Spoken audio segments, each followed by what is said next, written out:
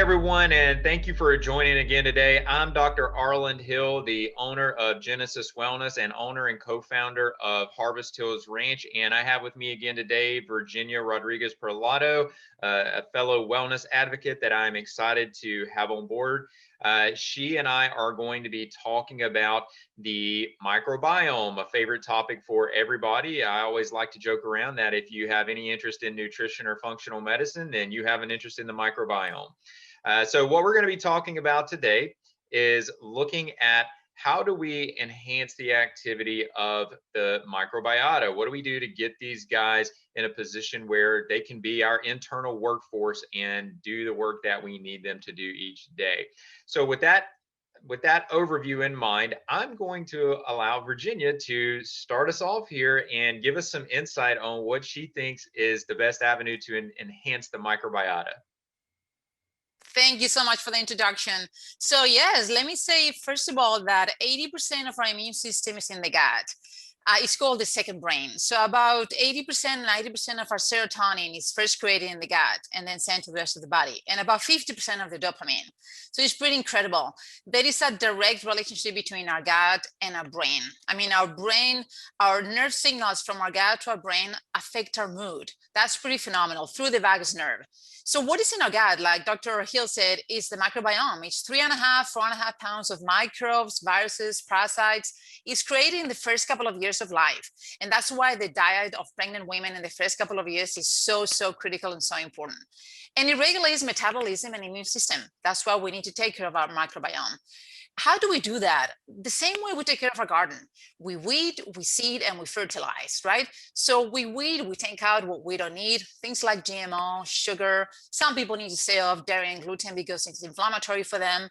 But also we need to seed and fertilize, right? So we seed with the probiotics.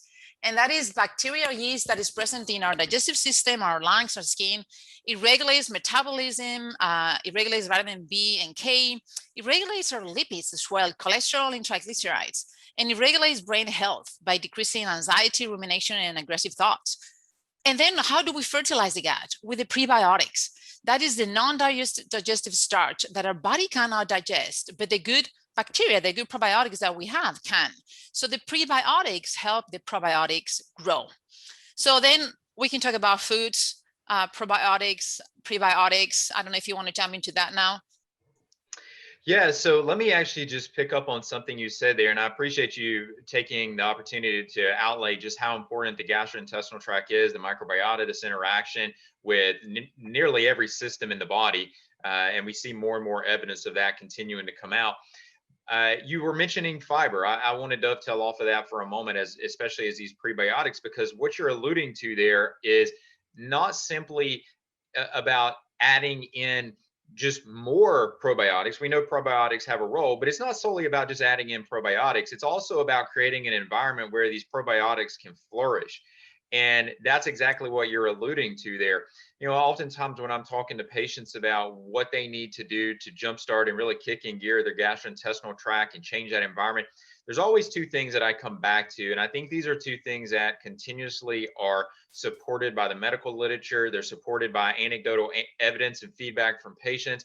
And that's going to be fiber sources and a diversity of fiber sources, not simply looking at a supplemental fiber, even though those may be beneficial at times, but looking at a diet that has a good diversity of fibers. Your plant sources are consistent, but yet they're not the same and they're not monotonous.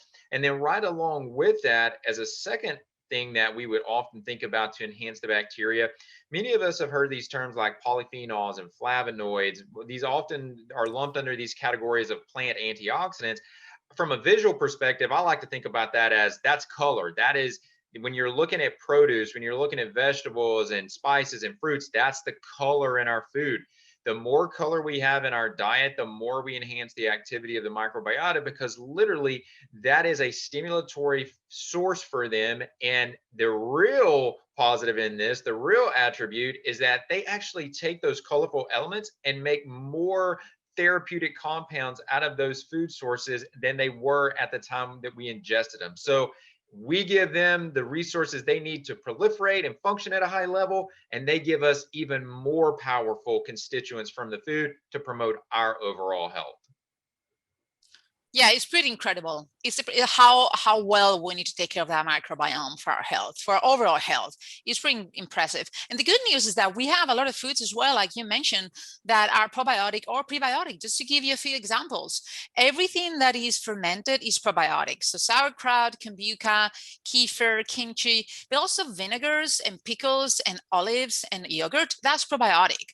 And then in terms of prebiotics to help the microbiome are like artichokes and onions, garlic leeks, bananas, asparagus, peas, legumes, eggplant, honey, everything that has polyphenols like green tea and apples, also root veggies and chocolate and ginseng. That's a great addition. Some people need to take a supplement just because they're going through a period of problems with digestive health, or because they went to outrun antibiotics. It depends, but if you have these foods on your diet on a regular basis, you're pretty well set up there. Well, there you have it, guys. Virginia's laid out a list of foods for us that are excellent additions and starting points to get into the diet to start to reshape what that microbiome looks like. And I'm actually going to go ahead and throw something out here, Virginia, because you're talking about how beneficial these foods are. And you made a comment early on about having an influence over mood. So I'm going to make the suggestion to our audience here that they join us again, because the next conversation we're going to be talking about is exactly how the microbiota influences our mood and our overall mental health. I think folks will enjoy hearing about that. What do you think? I love that. I love that topic. It's very powerful and it's going to be super helpful for everybody. Okay, well, fantastic. Guys, if you want to know more about myself, you can go to drarlandhill.com. If you're interested in food raised without any compromise whatsoever, you can go to harvesthillsranch.com and find out about that. Virginia, how can folks find out more about you and how to get in contact? Yes, if you want to find out about my practice, how health coaching can help you, functional medicine health coaching, you can go to colorahealthcoaching.com. That is COLORA healthcoaching.com. And you can send me an email. Fantastic. Well, Virginia, thank you again for taking the time to join with me today. And everyone, we look forward to speaking with you again very soon and bringing you some additional information. It looks like we're going to be talking about moods and the gastrointestinal Absolutely. microbiome. Okay, Virginia, talk Thank to you you so soon. much. Look forward to it. All right. Bye-bye. Bye-bye.